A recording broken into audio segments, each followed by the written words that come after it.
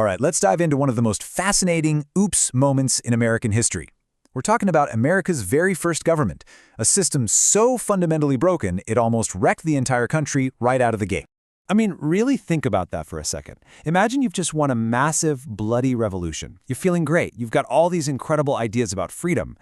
And then the music stops, and you look around and realize, wait a minute, who's actually flying this thing? That was the massive, terrifying problem facing the brand new United States. It was pure, unadulterated chaos. Think of it like this. You've got 13 friends who all agree to build a giant treehouse together. The problem? Every single one of them has their own set of blueprints, and nobody is willing to listen to anyone else. That's exactly what was going on. New York was doing its own thing. Virginia had its own agenda. They weren't acting like the United States. They were just states. Now, to try and fix this mess, the leaders knew they needed some kind of plan, a rule book for the whole country. But the solution they came up with was driven by one single overwhelming emotion: fear.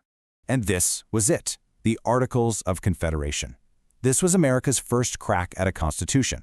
It was the document that was supposed to tie all the states together. But, as we're about to see, the kind of government it created was, well, it was really strange, and that was totally on purpose. And this right here is the key to the whole thing. You have to remember, these guys had just fought an entire war to get away from a powerful king and a government an ocean away telling them what to do. They were so terrified, so completely spooked by the idea of creating another powerful, bossy government that they swung the pendulum way to the other extreme. They intentionally built a national government that was almost completely powerless. And that weakness wasn't just some small oversight. Oh no. It was a guaranteed recipe for total disaster. So let's break down exactly what this toothless government could do and, more importantly, what it absolutely couldn't. Okay, just look at this chart for a second. On the left, yeah, sure, the government could declare war and sign treaties. Sounds official, right? But now look at the right side. It couldn't collect any taxes to actually pay for that war. It couldn't draft any soldiers to go fight in it. And here's the kicker. It could make laws, but it had zero power to make any of the states actually listen to them. It was a government in name only.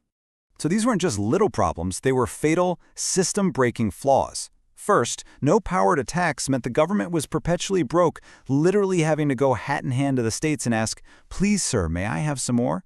Second, no power to enforce laws meant Congress was basically just a suggestion box. And third, to change anything at all, you needed all 13 states to agree. Good luck with that. The system was basically designed to fail and stay failing.